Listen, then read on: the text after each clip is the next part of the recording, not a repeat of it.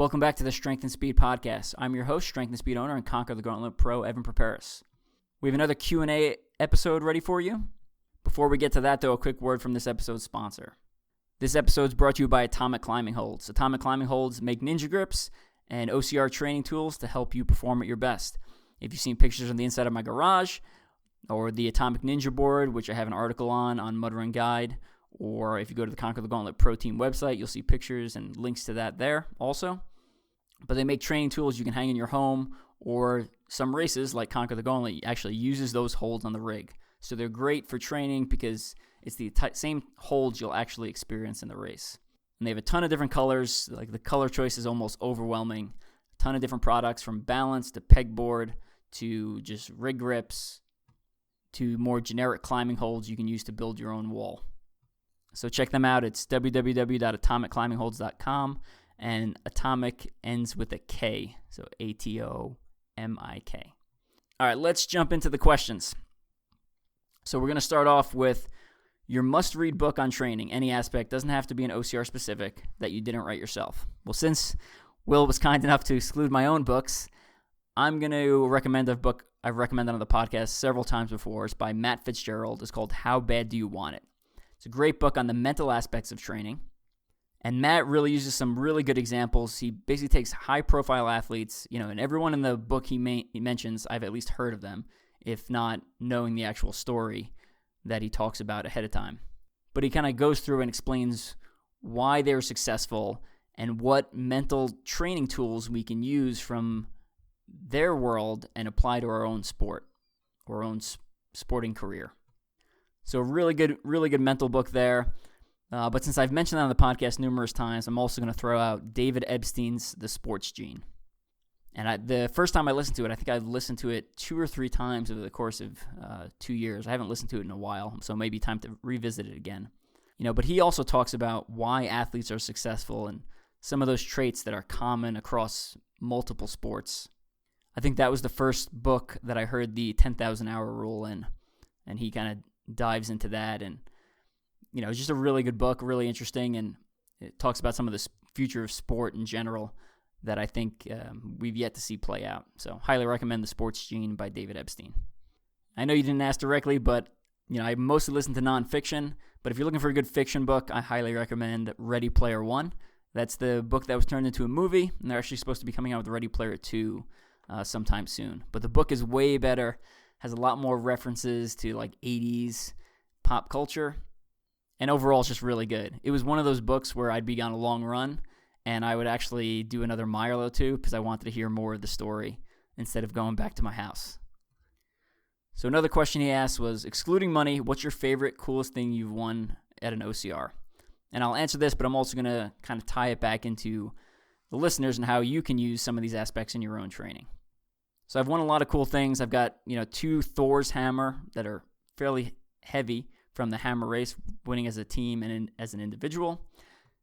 I've got 2 tridents from Battle Frog BFX, a paddle from BFX. Got some really cool stuff from Dirt Runner series of events. So a sword from the 24-hour Midwest Mayhem, 2 spears from Warrior Rush, like a golden dragon skull, 2 other golden skulls, a kettlebell from World's Toughest Mudder. But I have 3 things which stand head and shoulders above the other things I've won. The first is the 2018 North American OCR Championships silver medal. So my team, CTG Prime with Amy Padgett and Matt Willis, came in second place in the Pro Co-Ed division at 2018's race. And for that one, I didn't think I would ever have a medal on a pro medal at a short course, regional championship level event. So that one's one of my favorites because my expectations were greatly exceeded by our actual performance. And I think it's good to set big goals, but I think it's also good to be realistic because otherwise you're always going to fail. You're always going to come up short of your goal. But at the same time, you need to push hard, and you need, if an opportunity arises, you seize it and you try your best. For that particular race, we were in 4th for the first half of the race, and it was a rainy day, so the obstacles were wet. And our team was better at wet obstacles than the teams who were physically running faster than us, So we seized the day, and the bottom line is if you don't show up, you can't win, right? So if we weren't, if we didn't try to win, there's obviously no way we could have won if we didn't show up there. A second item I'll say, that's one of my favorites, is the gauntlet. So the metal glove from Conquer the Gauntlet. And that one has to do with persistence, right? So I had been on the podium of regular CTGs at 7 times in second and third place before I won my first gauntlet. And I was chasing after that picture of standing on top in the first place with the metal glove in the air for so long that, when I finally won it, it was just such a big deal for me. And the lesson there obviously is persistence, right? You got to keep trying. You're going to fail more times than you can count, and you just keep showing up, keep trying, keep working on your weaknesses, and eventually, hopefully, you'll get there. Back in end of 2015, 2016, David Manprice, one of the CTG owners, and I were talking about setting up a Conquer the Gauntlet Pro team. So he's asking me who I think should be on the team. And at that time, I had never won a Conquer the Gauntlet, and I want to. That was like one of my big goals. So when I'm helping him pick people or suggest people for the team, I'm picking guys who are better than me, right? So I'm inviting more people, more competition into a race that I'm trying to win, which doesn't seem like the best idea if you're trying to win. But I'm going to use an analogy here, right? Like if you want to be the tallest plant, there's 2 ways you can do that. One, you can cut all the other plants around you, so you're the tallest plant. Or you can create an environment with good soil and water and sun that makes everyone grow and, makes everyone better. And I think with the team, that's what we did, right? Where I surround myself with other good athletes that give me something to shoot for, whether it be obstacle proficiency or speed. And for every athlete on our team, I look up to them for a different reason and strive to be, better than them, in a friendly, competitive nature, which ultimately results in me being better, right? So, we kind of all get better, and it makes everyone better. And I'd say my other favorite one is World's Toughest Mudder leader bib from 2018 when we won as Team Atomic. And again, World's Toughest Mudder is my A race every year, so winning that was just a dream come true for me. And that one's about not only persistence, right? Because that was my fifth appearance at the event before we actually won, but also kind of realizing my strengths and leaning into them, right? I'm better at ultra endurance than I am at short course stuff, so that's what I leaned into, and that's what I leaned into in my career, my racing career, which we'll talk about that a little bit more later, about kind of leaning into your strengths while also improving on your weaknesses. And finally, I'm going to throw a fourth one in there, my OCR America 2 when hell freezes over belt buckle, just because I just have a lot of really good memories from that trip earlier this year.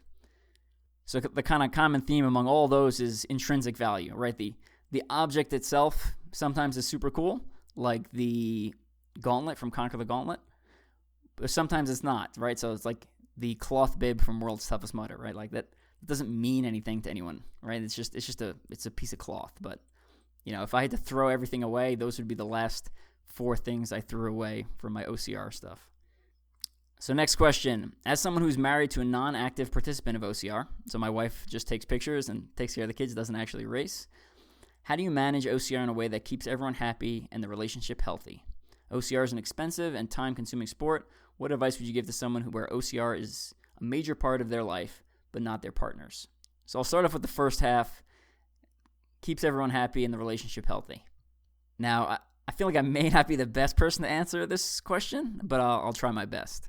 And my wife is really easygoing. She is pretty introverted, very introverted, and she just kind of goes with the flow of things. So early in our relationship, I used to ask her opinion on a lot of stuff. Well, where do you want to go on vacation here? Where do you want to go there? And, a lot of times she's just like, pick something good and I'll let you know if I don't like it. So a little bit of pressure there, but I guess I managed to pick some pretty good stuff. Also with my racing, especially for the bigger races, right? Like if we go to an international race, I try to combine it with a trip. So, it's a race on the front end, and then it's a vacation on the back end. And even for this little stuff like going around the United States where we go to these races, we typically do some sort of touristy activity, usually after the race, whether that be Saturday afternoon or Saturday night, or a lot of times Sunday also. So it's more like a mini family trip, a little mini family vacation, than it is just a complete race weekend where all we're doing is driving, racing, and driving. So I think my wife does not enjoy standing out in the sun waiting for a continuum to finish, but she does enjoy, going out to dinner to eat afterwards, or, going to see some touristy stuff, going to museums or whatever, the rest of the weekend, and having like a nice family getaway vacation. I'd say that with the other part, I train a lot, right? So I'm not home because I'm training. That is, I think it has to do with expectations. My wife knows that training is part of my life, like that's just who I am. So that's kind of coupled to me. So you can't really get one aspect of me without getting everything. So honestly, I think it's all about picking the a spouse who aligns with the way you behave and your kind of goals for the future. Early in my wife's and I relationship, I was deployed a lot, so she got used to going, weeks and months without seeing me sometimes. So comparatively, me going away for the weekend, let's say I want to go to a race with my strength and speed teammate Jacob Stone, and my wife wants to stay home. It's not a big deal if I leave for 24 or 48 hours. In the next part of the question, OCR is an expensive and time-consuming sport. What advice would you give to someone where OCR is a major part of their life, but not their partners? So I'd say the hard part is if you're already dating or married to someone, and then you find OCR, and then you're trying to add it into your relationship. With me and my wife, I've always been sort of obsessive with something in the background, right? Like, so, it was military for a while, and then it was running for a while, and then it was bodybuilding for a while, and now it's OCR. So there's always been something that's been a very time-consuming hobby I've had. I'm fortunate enough now where with OCR, I actually make money from the sport between writing the articles and selling things off my website. So that definitely softens the blow because it's another small form of income on top of our normal paycheck. I'll say you need to find a balance. And, my balance may not look like someone else's balance, right? So if let's say my wife's okay with me racing 16 times a year, that may not be okay for every couple, right? Some spouses may only be okay with their husband racing 5 times a year or, 10 times, right? So you have to find a balance that's appropriate. And I'll also say that, what's going to be around longer? Is it going to be OCR or your spouse? And I'm hoping you're going to be with your spouse longer than you're going to be doing obstacle course racing. So just kind of remember that when you're making big life decisions. I also think, not that I should really be giving marriage advice here, I guess, but, an understanding spouse is going to want you to be happy, and if obstacle course racing is part of that happiness equation, I think that they should be okay with you racing. And I think where we get into trouble is, some people will go to races without their spouse, and then they don't just race and come back, or, they race and then they go out partying with some of their friends, and then sometimes they get into other sorts of trouble. That's just about being a responsible adult and not putting yourself in situations like that. So yeah, hopefully that helps, and try to find a balance and something that works where you go to a race and then maybe you go out to a nice dinner afterwards or something, or you do a race one weekend and the next weekend your spouse gets to choose whatever the primary activity is. All right, let's keep going. If you could redo one OCR race with the knowledge and training you have now, what would it be and what would you change? So the first thing that comes to mind is Conquer the Gauntlet, Wichita. I want to say it was 2017. Basically, I was in the lead. I did Tarzan swing, and when I landed on Tarzan swing, there's a line painted on the ground. And I had 1 foot over the line and 1 foot behind the line. And I was like, oh, does that count? And the obstacle attendant was like, I don't know. And I was like, I'll just redo the obstacle. And then I go to redo the obstacle, and I can't get across the second time. Like, I pumped my arms out the first time. Anyway, I went back and read the rules afterwards, and you only needed 1 foot. I think you only need at the time part of 1 foot across the line. So I had finished the obstacle, and I had penalized myself and gone back and tried to do the obstacle again. Ultimately, went from first to, I think, fifth. Lost my first chance at winning a gauntlet. It was all right. Scott Wierzecki, future teammate, ended up winning that race. So the lesson there is read the rules. Even if you've been racing a series for a while, it's always good to get a rule refresher. Another Wichita race comes to mind with the first time they introduced Z-Beam. That was 2016 Wichita, and I was just very ill-prepared for it. So, I would have practiced balance a lot more going into that. So that exposed the weakness of me. Same thing with the first time I encountered Stairway to Heaven or at Conquer the Gauntlet, Kansas City 2015, or Platinum Rig at OCR World Championships in 2014. I was just very poorly prepared for it and just didn't have the, I had the muscle, but I didn't have the neurological connection and practice of doing those specific movements to be able to complete the obstacles successfully. If I could redo one race, I would want to redo World's Toughest Mudder 2015, just because I didn't do well. That's my worst showing at World's Toughest Mudder. That was the race I flew in from Lebanon, basically did the World's Toughest Mudder, and then got back on a plane and flew back into Lebanon the next day. So I don't really have any. I don't know how I would fix that because I think there's just jet lag that hit me really bad during the race. I just want to redo. I just want to try that one over again. Continuing on, what other podcasts do you recommend for OCR-related topics? General training or just good podcasts in general? Again, probably not the best person to ask for this one, but I'm going to answer it anyway. So just like movies and books, I like nonfiction stuff. So I like to learn while I'm also training. I still do listen to what I would describe as, talk or entertainment type topics, right? So, podcasts where they just cover, news in the sport or just kind of banter. But I'd say the overwhelming majority of the content I listen to is educational. So, I would find what you like and listen to that. For me, a lot of the podcasts I listen to that are not obstacle course racing related are typically religious content. So I help produce Annunciation Greek Orthodox Church podcast. So I listen to that just to spot check to make sure the quality is good and I haven't messed anything up. There's a website and app called Ancient Faith Radio, and they have a bunch of Christian podcasts that I listen to. Orthodoxy Live, it's a call-in podcast where people call in live and they ask Father Evan Armitas a bunch of questions about Christianity. I really like that one. It just covers a bunch of random topics that I had no idea that I even had questions for. There's also a podcast on that channel called Search the Scriptures where they talk about the formation of the Bible and then they go through and kind of explain each chapter. So right now they're deep into Revelation, which is very interesting because there's a lot of confusing stuff in that book. But I would just listen to something that you find interesting.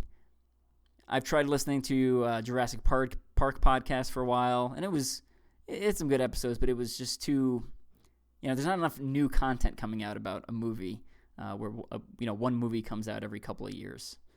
I tried listening to a Resident Evil podcast, but again, kind of same thing. One new game comes out every couple of years.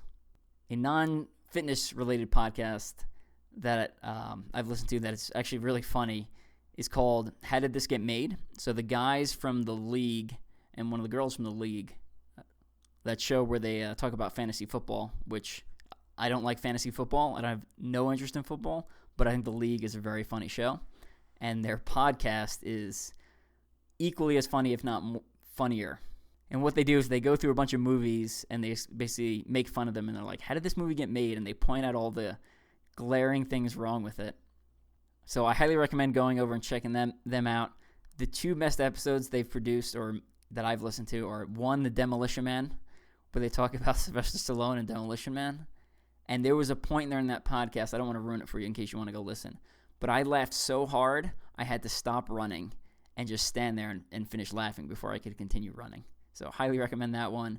And then The Making of Street Fighter, Jean-Claude Van Damme, in the 90s, apparently was all high while filming that movie, and they go through some of the backside stuff, and, again, how did this get made, and they turned this video game into this pretty bad movie. The Leprechaun in Space episode is pretty good, too. But yeah, you can go over, look at how did this get made. And, obviously the more you're familiar with the movie, the funnier the episode typically usually is. For most of I don't really listen to too many other fitness-related podcasts. Then the last thing I'll say is anytime one of my friends is on a podcast, whether Strength and Speed or Conquer the Gauntlet Pro Team, anytime one of them is on a different podcast, I always listen. Because again, it's about building that positive environment, right? If someone's on a different podcast and I listen to it, that's one more hit that person's going to get. And hopefully, if enough people do that, then you're, again, empowering the athlete and helping creating a positive growing environment like I talked about earlier across the board. Usually for other fitness-related content, I tend to lean towards books over podcasts because podcasts usually are a little more, usually the information's not as good and it's a little more wishy-washy, and books typically usually have a little more thought put in behind them. So I highly recommend getting a subscription to Audible. If you don't have an Audible subscription, go to my website and click through the link because that'll help. But I really do recommend listening to Audible. It's just because you can, as your interests and topics change, you can find different books to download. And I think the quality of information you get from obviously a purchased book is going to be higher than you're going to get from a podcast. And maybe I shouldn't be saying that since I'm producing a podcast and you're listening to a podcast, but it's the truth. Next question. In one of your recent podcasts, you touched on the mental side of sports. What's one of the times you reached a mental low, sports or non-sports related, and how did you get back into the right mindset? For sports related first, I'll go with, I try to look at things more objectively and figure out, what can I learn from this event instead of just being emotional about something.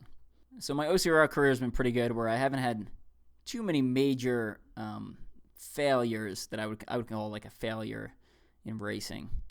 So I'm gonna go back to natural bodybuilding, which is something I was not nearly as good at as I am at obstacle course racing. So I'd been to a couple of bodybuilding shows, competed in a couple of shows, usually a small crowd, 2 to 4 people I'm competing against. Come in last place a couple times. All right, that's fine. There's only a couple of competitors. And I went to a bigger show. It was an Ohio Natural show. And there's a lot of competitors. It was like 25 or 30. And I was like, oh, cool. I can, I'm not going to win, but I'll come in 15th place or something. Or, I beat a couple people. Anyway, came in last place again. Dead last, right? So I was feeling down and I'm pissed at the result. But for 24 hours, I was kind of wallowing in self-pity. And then I was like, no, you know what? Obviously I need to improve, right? So I just need to be more serious about my diet and training and cardio, right? So instead of when I got knocked down, instead of just folding down and giving up, I doubled down on my training and I got more serious. So, that season of competing, there wasn't enough time to make a change, right? Because you have to bulk and then cut, which take literally months. But the next time, fast forward a year or so later, I had gone through a serious bulk where I think I got up to 185, which is really heavy for me. That's about 30 more pounds, 25 more pounds than I weigh right now. And I cut back down and I looked better than ever. And, I had a much better season that year in competing. Yeah, I won my first show. Actually, technically it was my second show. The first show I won, I was the only competitor in my weight class. But I won my first show where I actually beat other people. And I just looked a lot better. And I felt a lot better about my performance and how seriously I had prepared. And then in non-sports, my mind kind of defaults to military stuff. And if you read my biography, Ultra-OCR, man, one of the quotes I use in the back that I got from instructors that had taught me about the tactical mindset, their quote is, "There are no victims, there are only volunteers." And I'm going to summarize a lot of stuff, but I highly recommend, obviously, reading my biography because I go into it in a lot more depth. But, the summary is you control your destiny and you control the outcome of things. We may not have control over everything, but we always have a little bit of control over something, right? And it's that little bit of control you got to grasp onto and try to affect the outcome. So that's just kind of what I believe in general. Everything that happens to you, good or bad, is your own fault. And if you keep making decisions that put you closer to your goal, you're going to find yourself more often closer to your goal than if you constantly blame other people or blame other things for your problems. When I went to Ranger School back in 2005, I failed Ranger School the first 2 times. So I'd been there for months trying to get through this course. And after about 3 months of trying to get through the course, I'm literally back to where I started. Essentially I've made no progress in 3 months, except now I'm weaker and I'm tired and slower. And honestly, I didn't care. I didn't care anymore. I didn't care if I graduated Ranger School. The only reason I was there is because I had said, at that point, I'd said I was going to do this. So now this is what I'm doing until they force me out. And I wanted to quit, but I just didn't really view it as an option. So I controlled what I could control and tried my best. And I was like, well, if they kick me out of the course, they kick me out. But I'm not leaving unless they force me out, right? So it just wasn't an option. All right, moving right along. Now, you have a full-time job, full-time family, and are a successful OCR athlete. What are some time management and training optimization things you do to make it all happen? Like we talked about earlier, I have a very understanding wife who I picked for her ability to be very understanding, and she luckily picked me back. 2 is I don't watch TV pretty much ever. 3, I take advantage of any sort of downtime I have, right? So I used to go to the gym during lunch and train. Now I typically instead use the lunchtime to write articles. So I'm working on, fitness-related stuff at a time when my coworkers are chit-chatting at lunch or going out and spending more time doing other stuff. I also try to get up early in the morning for runs because if I wait till later in the day, it typically I don't have as much time to run. See, where all this is kind of leading is prioritization. You find the things that are most important, put them first in the day, or put them ahead of things that you find less valuable, and be consistent and keep chipping away at whatever your goal is. When I travel for work, I typically have my computer with me, and while other people are on their phone at the airport just kind of scrolling through Facebook, a lot of times I'll be editing an article or I'll be uploading it to Mudrun Guide or editing a podcast, stuff like that. Other than that, I'd say I try to find things that overlap for both, right? So full-time family and successful OCR athlete. So my daughter's 5 and she's old enough to go climbing now. So on days we go climbing, I try to go running in the morning, try to at least start before they get up. I typically don't finish before they get up. But I finish my run, I shower, and then we get in the car and we go right to the climbing gym. And, that's my strength workout for the day, and it's also my family time for the day. And then we go get lunch, and then, back to the house.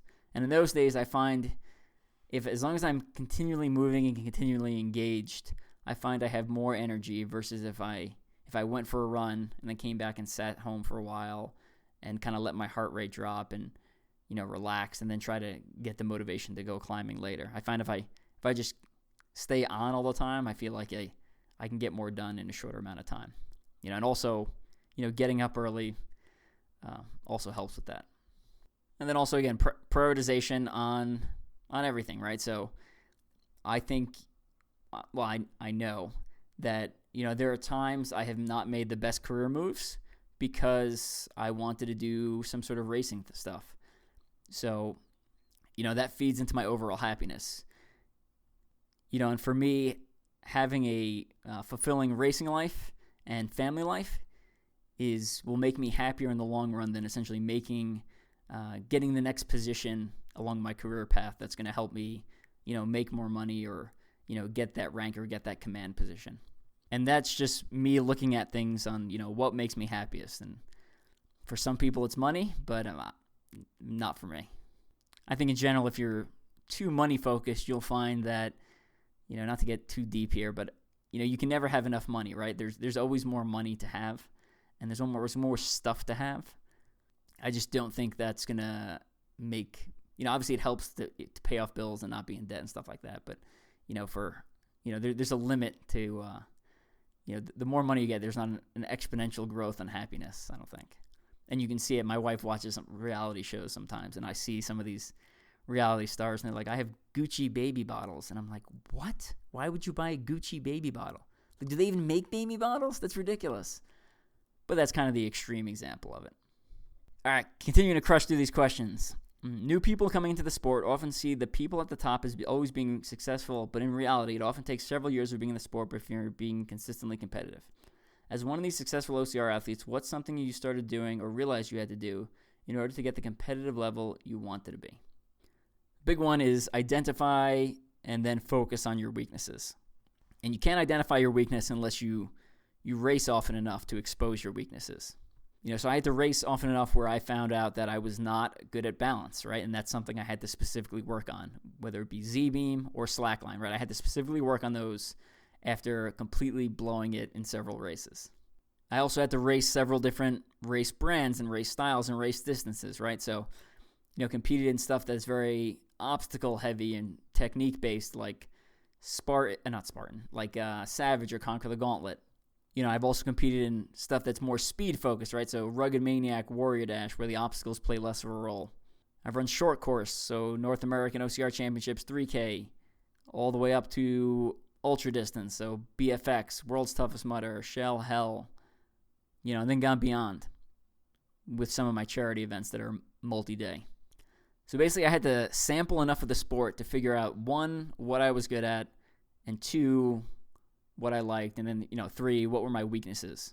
Once I kind of figured out those 3 things, I leaned into what I was good at, right? So if I didn't lean into ultra distance obstacle course racing, I would still be trying to do well at, let's say, really short course, right? And, maybe I don't, based off my age and genetic makeup, maybe I never have the ability to get to a really high level in short course. But I found that for ultra distance, I already had some talent and some skill and training based off my background in marathon running. So that's what I leaned into. So I would, find something you enjoy, find something you're good at, and then kind of lean into those as hard as you can while improving on your weaknesses. One of my weaknesses is still mountain running, just because I don't run enough mountains. I don't train for mountain running. But if Tough Mudder actually went away and didn't get resurrected by Joe DeSena, I would probably have to start mountain running so I could compete in some of the Spartan Ultras. And I would make that change if I had to. What all these comes down to is persistence and consistency, right? So a little bit of training every day, spread out over a very long time, will lead to great success. And, you'll see, guys will come in who've barely been training and they'll be way better than you. And then a lot of times those people don't stick with it, though, because they haven't invested the time and effort yet. Sometimes they do, but they come and go. So don't get discouraged, because sometimes it feels like you're standing still and, it feels like you're getting better, but there's always still more people in front of you, or there's always a next group of athletes that's coming up right behind you. But I think with enough practice, you'll find that a lot of that practice and lessons learned you've experienced will build on each other. You won't even realize it until, a year or 2 down the line when you're like, oh yeah, why would you do that? That's it's a rookie mistake. All right, going to keep on trucking here. Which obstacle has given or have you had the most trouble, and how did you conquer it? Is there any obstacle you have never been able to complete? So the only 2 obstacles that I've legit failed in races was the first time I did Stairway to Heaven. I fell off it, completely bombed that, and I couldn't get across. And the first time I did Platinum Rig, OCR World Championships 2014.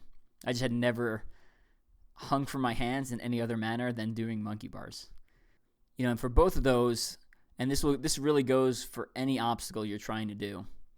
And if you go to the OCR World Championship websites, I use this formula, and in a lot of my books I use it too, for the articles that I wrote for OCR World Championships. To get better at the obstacle, your training needs to be specific, so you need to actually do the obstacle.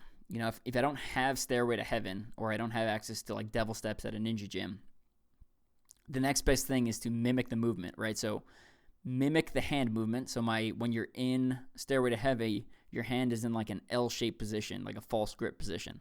So you want to practice doing that. So, instead of doing pull-ups on a bar, you're doing them on a cross beam of a pulling machine, or you're doing them off the top of a squat rack. So something you can't actually grab it like it's a normal bar. So you're mimicking that exact hand movement. 2, you want to mimic the entire body movement, right? So Stairway to Heaven involves pull-ups, right? So doing pull-ups with your hand in that position is going to help. And then also practicing the transition. So how do you practice transition on Stairway to Heaven if I don't have a Stairway to Heaven? Well, most gyms have squat racks, and typically the squat racks, you can actually transition from one side to the other, or from, at an angle, so doing like a 90-degree transition instead of like a 180-degree transition. I'll warn you for that, you want to clean off the top of the squat rack because typically they're dirty, and you want to also make sure there's no like sharp burrs or anything up top where it's going to cut your hand when you move. I would also move the bar and the catches off the squat rack because you'll find your legs swing around and you can easily, clip a knee or hurt your ankle off the side. So yes, specificity, so practicing the movement.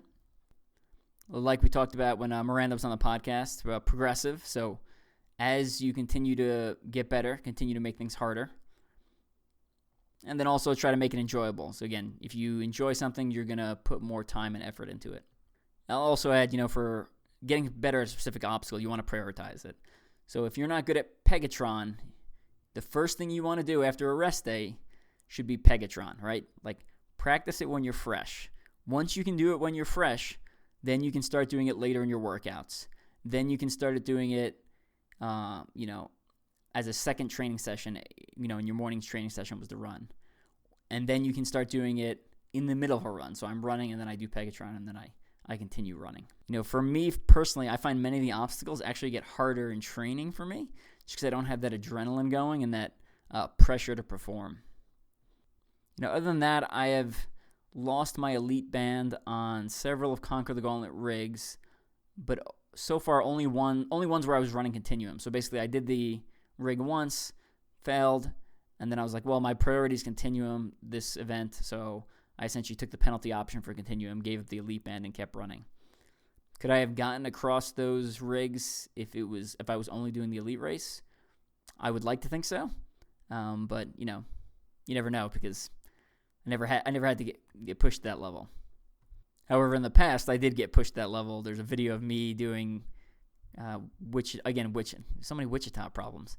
Me doing one of Wichita's rigs, and I essentially throw myself from the last rope, or second to last rope, onto shore and land on my collarbone 2 weeks before Endure the Gauntlet.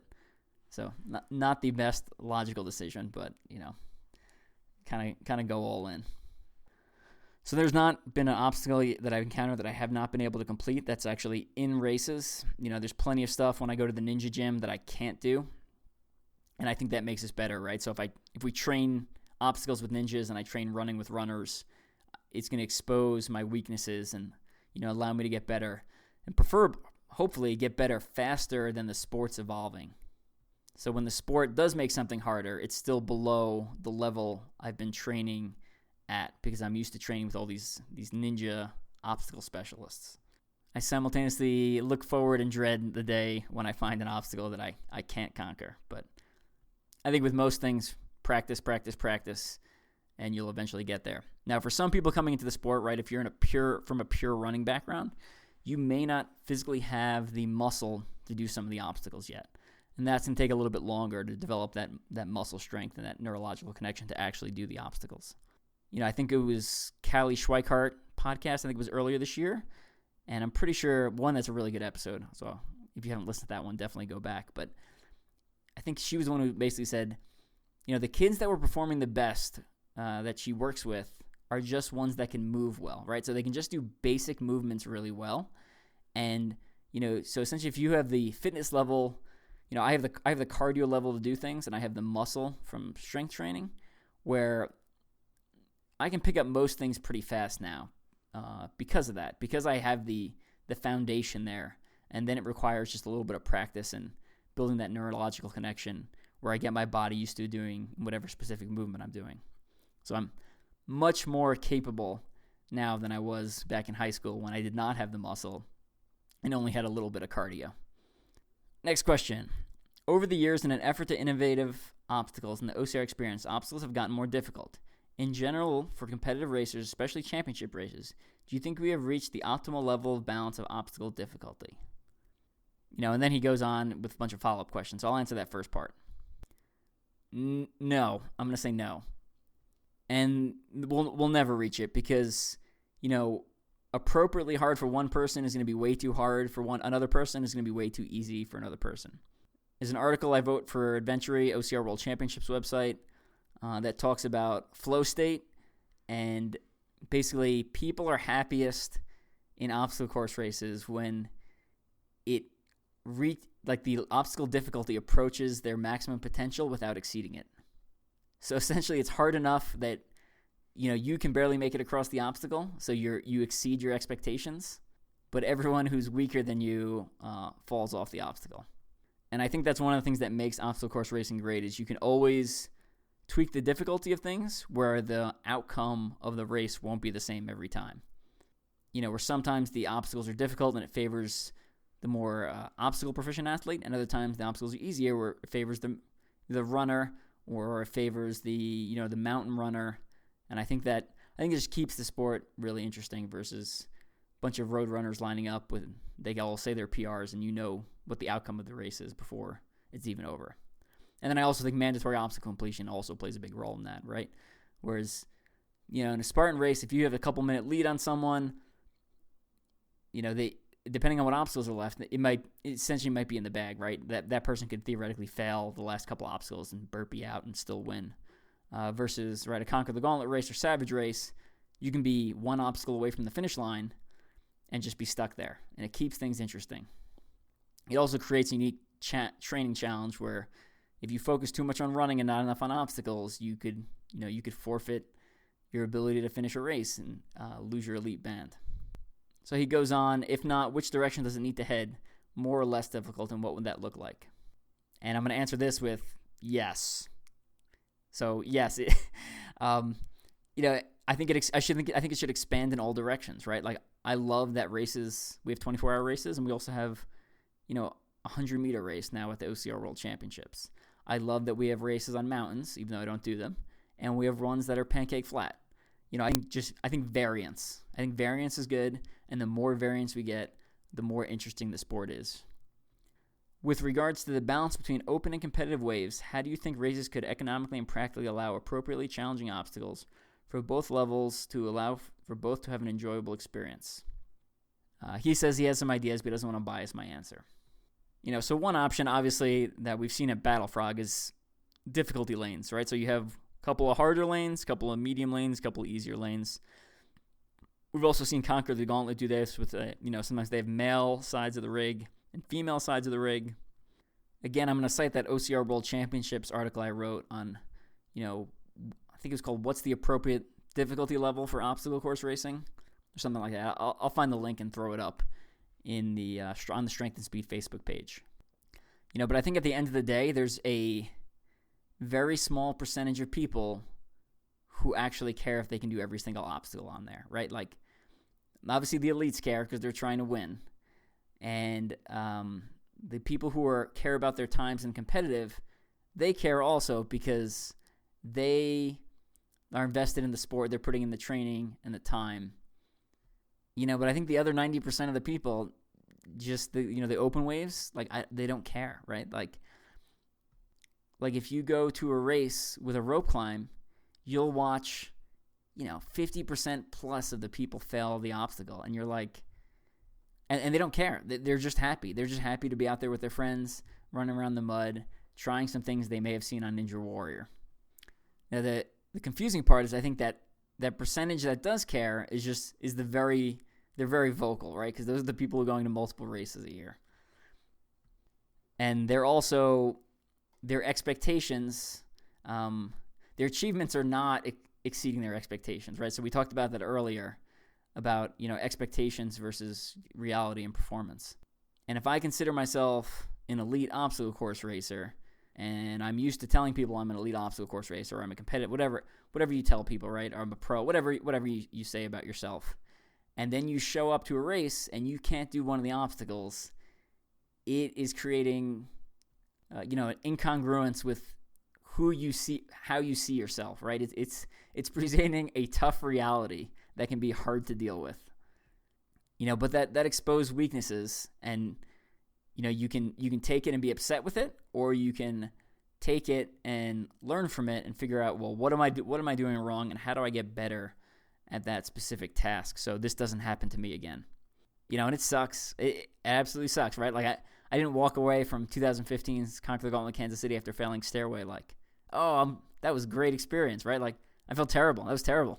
But again, instead of giving up or being like, all right, I'm never coming back to Conquer the Gauntlet again, I doubled down on my training, and now I can do Stairway significantly easier than I could, 1 year ago, 3 years ago, 4 years ago.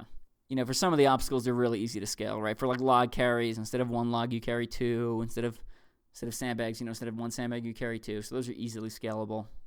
And for rigs, if you have enough support staff, you could even, leave the rig one way for the first hour of the day until the elite wave goes through, and then you can theoretically go in and switch everything to rings, right, to make it easier for everyone else.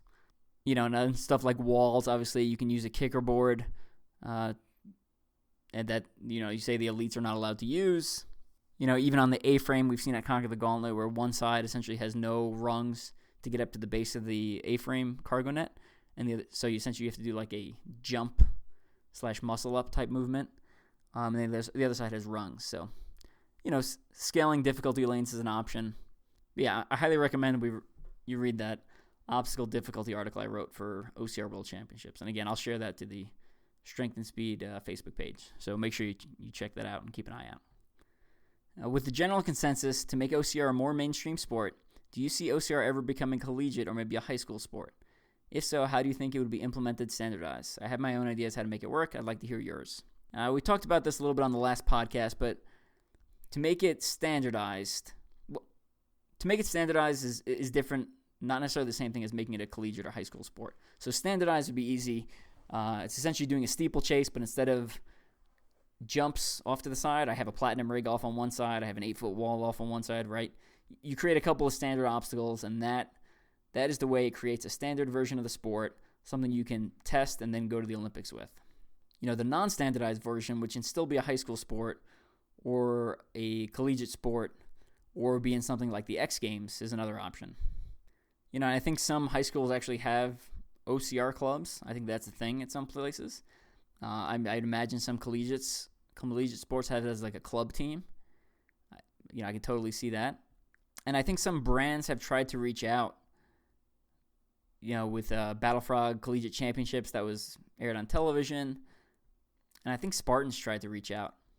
I think someone's just going to have to take some initiative, right? It seems too easy. If Spartan is holding races all across the country on like every weekend, it seems too easy to just coordinate across several schools and just show up to the race, right? And then have whatever funding you use to pay for your college sport just go to race entries, and perhaps there might be some sort of like there's all these ambassador codes and discount codes. Perhaps there's a collegiate discount code that, in order to compete, you have to, or you don't have to, but, that's one way to reduce cost.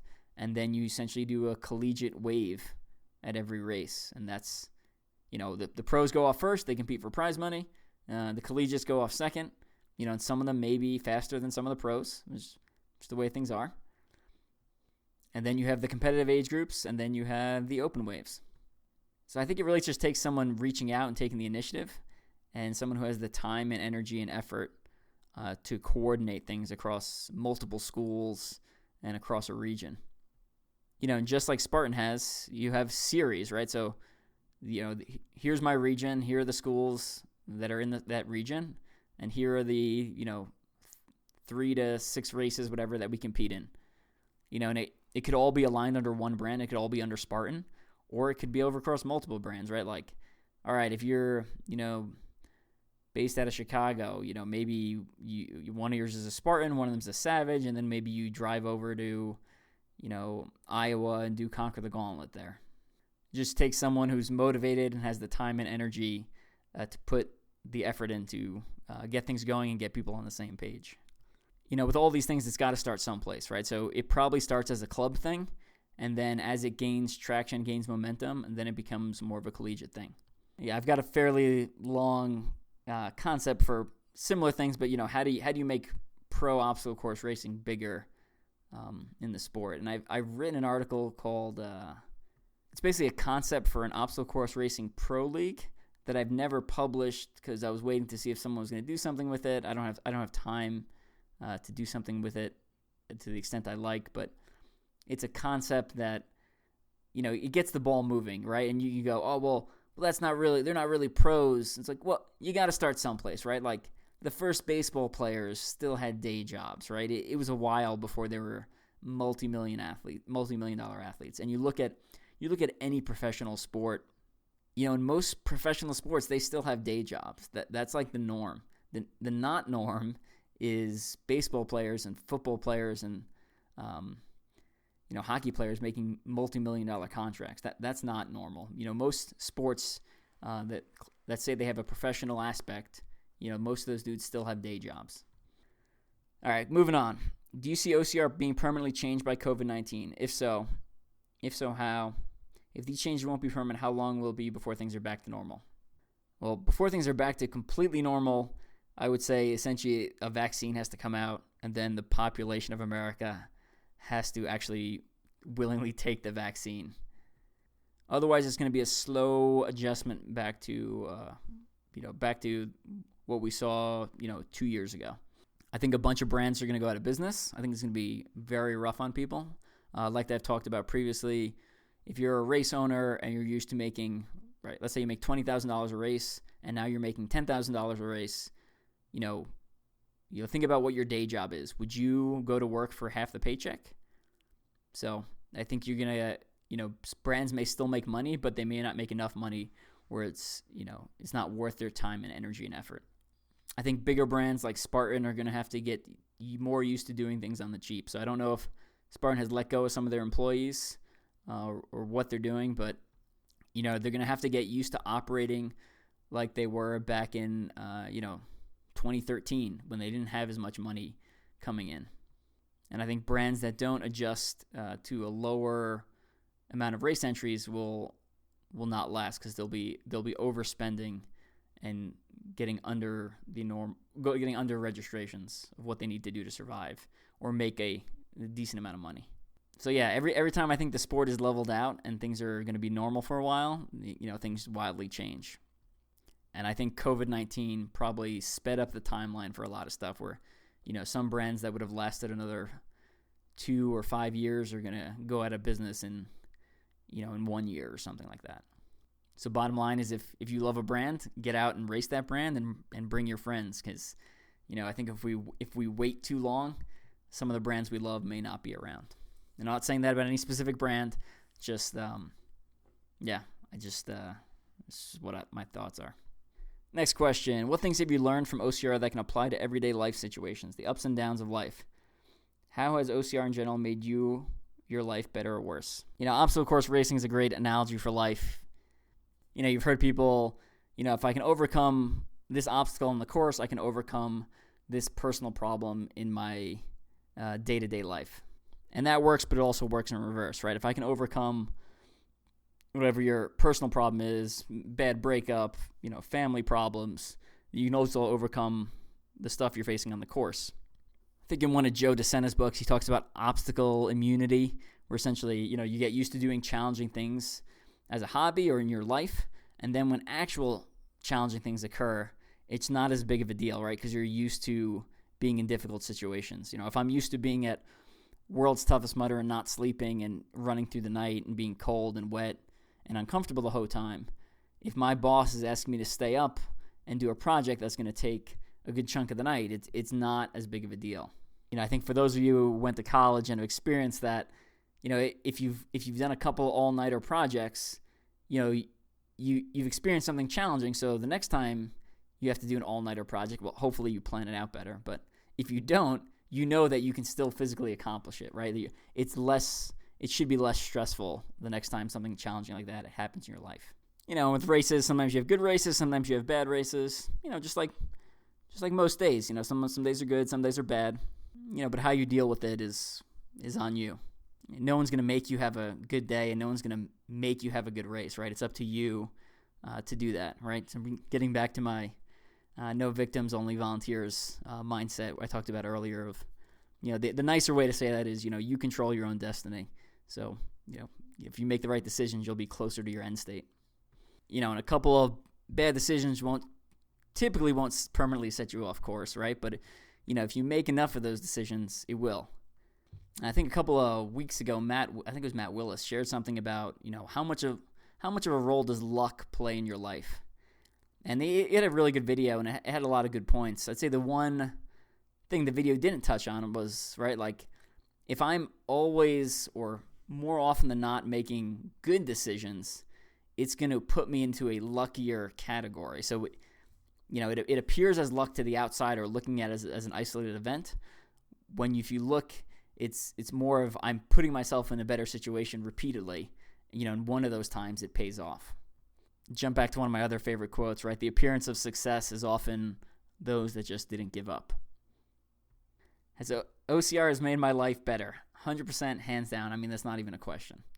Right? I love finding something that I can really pour my energy and effort into, and obstacle course racing for me is it.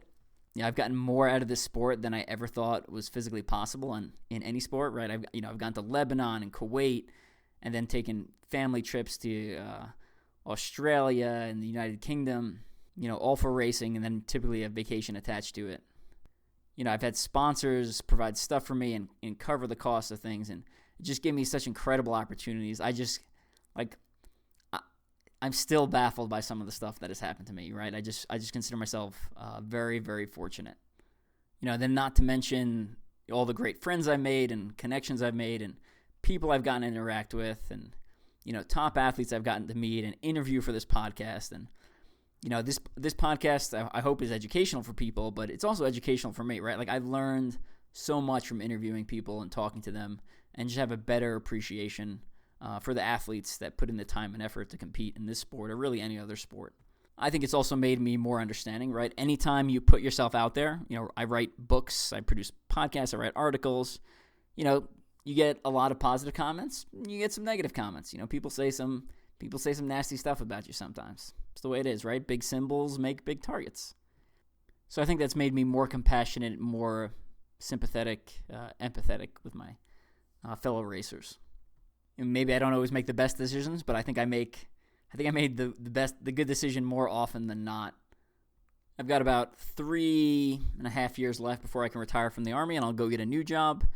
And I think indirectly because of obstacle course racing, I think I found what I want to do next. But I'm going to keep that as a secret for now. So if you want to find out, you have to follow along for a while and hope that I keep racing and don't become a ghost on social media. Because once I stop racing, I think I'm going to step out of that because I enjoy it a little bit, but a lot of times it's I'd rather do other stuff. Yeah. It's part of the racing culture and being an athlete and getting perks for your performance. You gotta be in that. You gotta put yourself in that social media spotlight there. All right, moving on. You frequently interview athletes from other sports and apply lessons from their training and competitions to OCR. What is a sport you haven't interviewed an athletic from yet that you'd like to? I don't really have any specific sports. I think there's a lot of athletes I would love to talk to, just from a variety of sports. Most of them are athletes who I've read their biographies or their books. So like Dean Karnazes, who I ran one of his 50 days, 50 states marathons with him. And I got to talk to him there. And, James Lawrence, the Iron Cowboy, he did 50 Ironman, 50 states, 50 days. So there's some specific athletes, but I'm having trouble thinking of it like a sport that I specifically feel like I'm missing. I'm always looking for interesting stuff. So if anyone has any suggestions of a sport you'd like to hear, or if you have a connection in a sport of someone who's a pro or high-level athlete in that specific sport, I'd be more than happy to listen and accept suggestions for podcasts and see if they make a good fit for Strength and Speed podcast. All right, last one from Will. With some people saying that the OCR market is kind of leveling off or feeling stale, what do you think OCR events could do or add to make racing more fresh and appeal both to the veteran racer, the open waiver, and draw in new participants? So interesting question here because, and then someone loved it, because he says it's feeling stale. So I think the problem here is obstacle course racing attracts a specific type of athlete, someone who's tired of the monotony of like running, all it changes is the distance really, and then maybe the terrain changes slightly. But a lot of road running, it's just the same. It's the same thing over and over again. No one's going, oh, the marathon's getting stale. But the marathon's been around since, 1896, right? The first Olympics, and hasn't changed since I think like 1908. Right? So like in 1908, they extended the length of the marathon from like 25 miles to I think 26.2 so it could finish in front of the Queen in England. And that's how we got 26.2. So that's why we get such a weird distance. So the marathon hasn't changed since 1908. But no one's like, oh, we got to change with the marathon. Obstacle course racing attracts people who are tired of the same thing. So they're always looking for something new. And I think that's a great draw, but, perhaps that may also be a downfall at some point where, brands get tired of innovating. So I actually kind of disagree with this. I'm happy with the way things are. I think we have such a wide variety of events. I just hope more of them stick around, right? Like that hammer race I talked about earlier, the one we run with the 10-pound sledgehammer. They're no longer putting on events in Minnesota, right? So they don't have any more events. So I would love to see, even if hammer race is gone for good, right? Like I'd love to see another brand pick up that concept. I think it's so cool, or something similar. I think there's a lot of people with great ideas, and I don't have any specific suggestions. It's like that quote, was it Henry Ford? He said, if I asked people what they wanted, they would have said a carriage with more horses, and then he creates the car, right? So sometimes I think you don't even know what you want because you haven't thought far enough outside the box. So who knows where the sport goes in the future and what kind of variety we get. The one thing that I would love to see that I haven't seen is stage racing, and I'm not necessarily saying like OCR America where it's ultra endurance stage racing, but I would love to see some short course type stage racing, right? So, New York's got some great courses, Viking Hill, permanent courses, Viking Hill, and Noob Sanity up there. I would love to see events that are essentially 2 days in two different locations, right? So you race Saturday, a 5K one day, and then you do a 10K or 5K the next day, and they take the winner of those two and maybe give everyone a special medal. I think that would be super cool where, you may have to drive, but it's not a super long drive. It's like a couple hours, less than 3 hours between events. And then you'd expose people to different brands at the same time, maybe pull in some participants from each side. All right, so last question before we go. I think it was from Matthew Knight. I didn't save it, but I remember him asking it on a post. He asked, what's the point of a pro team? It's a good question, and we can go several different ways and kind of dive a little bit deeper into it. But at the end of the day, the point of a pro team is to sell tickets, right? Sell tickets to a specific brand's race. And that happens through a couple of ways. One, the pro team essentially acts as an advertising mechanism, right? So if someone's wearing the Spartan shirt or the Conquer the Gauntlet shirt and showing up to other races, you're a walking advertisement for that brand. Two, assuming perks are good enough, it provides incentive for athletes, right? So, let's say I go to a couple races and I'm good enough to get on the podium. I get on the podium a couple times, and it's like, all right, well, I've gotten a couple podiums, I've gotten a couple wins. Where do I go from here? Maybe that gives you an extra goal to shoot for. So there's people have been trying to get on the Spartan Pro team for years, and the Conquer the Gauntlet team, and some other brands, right? So it gives you something to shoot for, a goal to attain or achieve, right? So again, we're getting back to selling tickets because, if you want to get on that pro team, you got to show up to those races and you got to perform well. It's also a way to give back to loyal customers and loyal athletes who have been putting in the time and effort to perform. So athletes will get, a bunch of benefits and products. They might get money. They might get, some stuff covered, some of their training and equipment costs covered. It's a way to say thank you to those athletes. Also provide perks for them, so continuing incentive. And again, if those athletes are getting perks, theoretically other people might want to be on that team. So again, we're back to selling tickets, right? Selling tickets or, for Conquer the Gauntlet, we have a bunch of sub-sponsors. It's helping those brands that are sub-sponsors sell their product. I'll say 3, it also creates a positive atmosphere or, an enjoyable atmosphere. I talked about earlier with, if you create that positive environment where you're all, it pulls everyone's average up. What's that saying where they say you're a combination of like your 3 or 5 closest friends, right? So if I'm hanging around with the same 3 or 5 athletes who are better than me, right, it's gonna pull all our averages up because we're overtly and kind of inadvertently competing with each other, whether we realize it or not. We see that across the board with all teams, right? There's we have a strength and speed team. There's regional teams where you're making friends and competing against other teams, and sometimes it's more of a serious competition. Other times it's completely friendly, and other times just people like to belong to things, right? It's always it's us versus them. It's America versus the world. It's Republicans versus Democrats. People like being in groups and having something in common. It makes them feel good about themselves, and it makes them feel good that they have people who are like them around them, which again creates that positive atmosphere, which makes you want to return to the event. Again, we're back to selling tickets here. So if I have a lot of great memories tied to Conquer the Gauntlet, even if I stop representing their brand, I'm still going to go to their races because there's just so many good memories tied to that location and that community and those athletes. And that goes from the guys on the podium to the people coming in last, just having a good time on the course. And a lot of times those people are more fun than the competitive people. And I live in that competitive world. That's where my bread and butter is. But without the open waivers and the what we call the CTG family, it just wouldn't be the same. They're the ones who really make up like the heart and soul of the company. And same thing with Tough Mudder, right? The guys in the toughest and world's toughest podiums are not. That doesn't make the Tough Mudder community, right? Like, it's the tough, like the world's toughest Mudder community. The people who are drinking in the middle of events and having a great time, right? That makes the community, and that helps bring people back.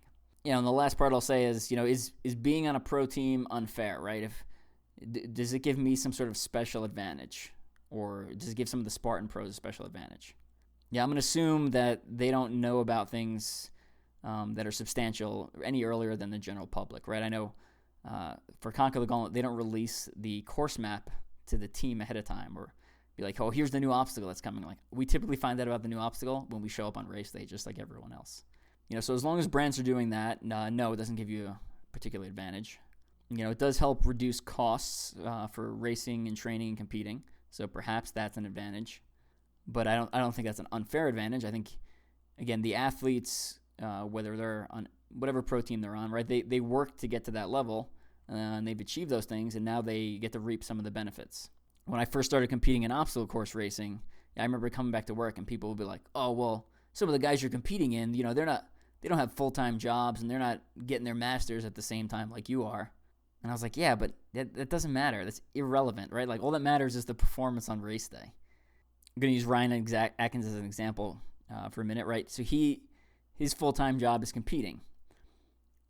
So you can say, well, that's not fair because he has more time to compete or more time to train, which makes him a better athlete, which makes him a better competitor. But the thing is, he put in so much work over so many years that he built himself up to that level that he now is reaping the benefits from, decades and countless hours of training, right? So is it unfair? No. He's just reaping the benefits from a lifetime of work. I hope more brands start pro teams. I think that's good for the sport. I think it's good for the athletes. It gives them something to strive for. It gives them some sort of perks or some sort of benefits, regardless of how big or how little those are. It gives, we're empowering the athletes here. And like I've talked about on my podcast, that's what I try to do, and that's what I hope brands do. And, like we talked about the collegiate sports, you got to start someplace, right? You got to start someplace. So I think, in the military, we call them tab protectors, right? Like as soon as you get a Ranger tab or a Special Forces tab, you're like, there's some guys who are like, well, now that I'm in the cool kids club, right? Like I'm going to stop anyone else from getting in, or I'm only going to accept the ones who are truly worthy.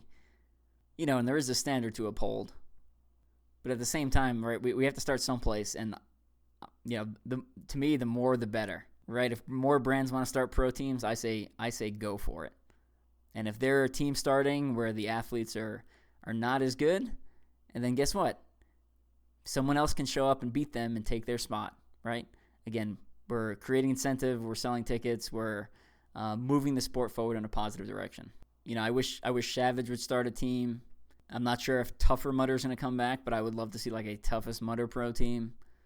And why do they have to be aligned with a brand versus someone else just starting a pro team based off of whatever, a club team or a let's say like Atomic Climbing Holds pro team, right?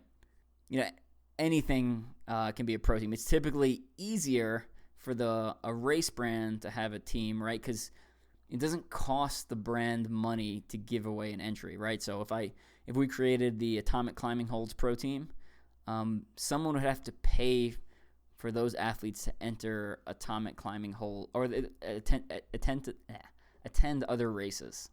Which, if you've ever tried to get sponsors, it's a lot easier to get stuff and product from brands than it is to get money. Money is typically harder to get because you can't exactly tell where it's going a lot of times, right? If a brand gives me $200, am I, spending that on food or whatever, or am I using that for something that's very specific for training? Right? If a sponsoring company gives me a sandbag, and let's say it's valued at $80. It doesn't cost that brand $80 to give me a sandbag, right? It costs whatever their production value is for that sandbag. It costs, I don't know, say $20, let's say. But as an athlete, it's worth $80 to me because that's how much I would have to pay if I was buying one. So I think when you have a brand that's aligned, or when you have a pro team that's aligned with a specific brand, it's more cost efficient for everyone involved. And there are plenty of athletes who are not on quote unquote pro team who are better than athletes on pro teams, right? This doesn't make you better than someone else. Definitely not. All right, I think I pontificated long enough, and hopefully this was interesting. I usually don't check episode download numbers, but occasionally, once or twice a year, I'll look at them. And usually these have a lot higher than I'm expecting. So I think people are enjoying these. So, if you want, we can continue to do these occasionally. But, if not, let me know. If you're like, I don't really like this format, then yeah, just let me know. Stick around for the next episode. We're going to be talking a little bit more about the science-y side of obstacle course racing. We're going to be talking a little bit more about altitude training and some of what's actually going on inside your body, and some other stuff about, the physics of actually moving across a rig, and, how it creates different forces on your body, and, what we can learn from that and how we can make it more useful for training and for competing in racing. Keep training, keep working hard, and remember everything on this, all the advice I kind of gave in the last hour or so, it's all scalable, right? So adjust it to whatever level you're at so you can find some way to improve. Or, if your goal-oriented is just fun, then don't worry about improvement and just have fun out there. But make sure you bring your friends so we can still be racing in 2 years after the fallout of COVID hits. Hope to see everyone out back on the course next year. I'm done with the virtual racing. It's worn out its welcome. I've had enough. Let's get back to some real races. So train hard and stay focused this off season. And I'll see you out on the course in 2021. I'm out.